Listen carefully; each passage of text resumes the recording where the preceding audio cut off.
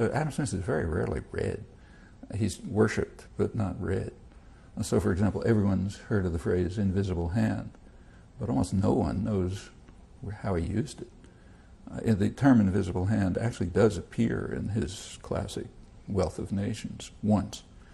It appears in an argument against what's now called neoliberalism. What's now called neoclassical economics that we're supposed to worship. So we're supposed to worship Adam Smith and neoclassical economics, and they radically differ on the notion invisible hand.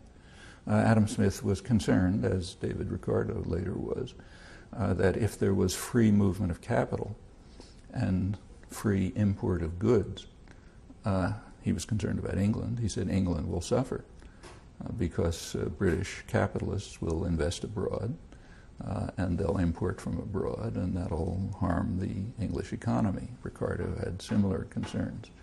And Adam Smith then gave an argument. It was not a very good argument, but his argument was that English investors will prefer to invest in England because of what some called a home bias. They'll have a preference for investing close by, and therefore, as if by an invisible hand, England will be saved from the menace of free capital movement and of free imports. That's invisible hand. What's that got to do with the Cato Institute or the modern enthusiasm about free capital flow and having U.S. corporations invest in China so they can send stuff back here to sell cheap, exploiting Chinese workers? That's not Adam Smith.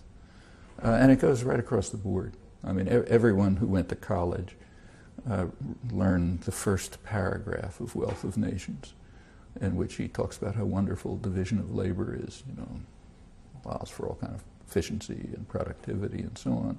Not very many people got to page, whatever it is, page 400, in which he points out that division of labor is monstrous because it turns people into creatures as stupid and ignorant as a person can possibly be.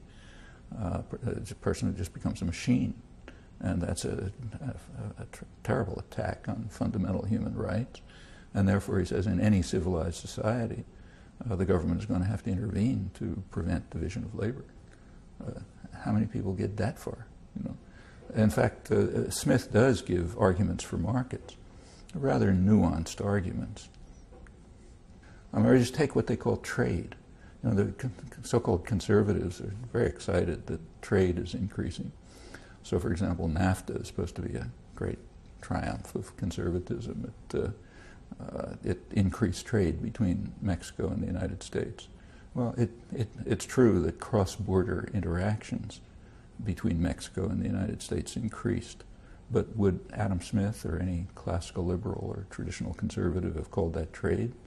I mean, suppose General Motors assembles parts in Indiana and sends them to Illinois for assembly and then to New York to sell. Is that trade? Well, suppose it happens to cross the Mexican border, but it's still internal to a huge command economy. Is that trade? Well, it turns out that if you look at the rough figures, which are all that we have, before NAFTA, the part of cross-border interactions between Mexico and the U.S. that was internal to a corporation was about 50%, and now it's about 2/3. That's no more trade than if the Kremlin produced things in Leningrad and sent them to Ukraine for assembly and to Poland to sell. That's just operations internal to command economies. We have just simply, even to talk about trade or free trade or entrepreneurial values or consumer choice or democratic functioning and so on is putting us in a world of illusion and fantasy. That's why these terms are all demeaned, not just conservative.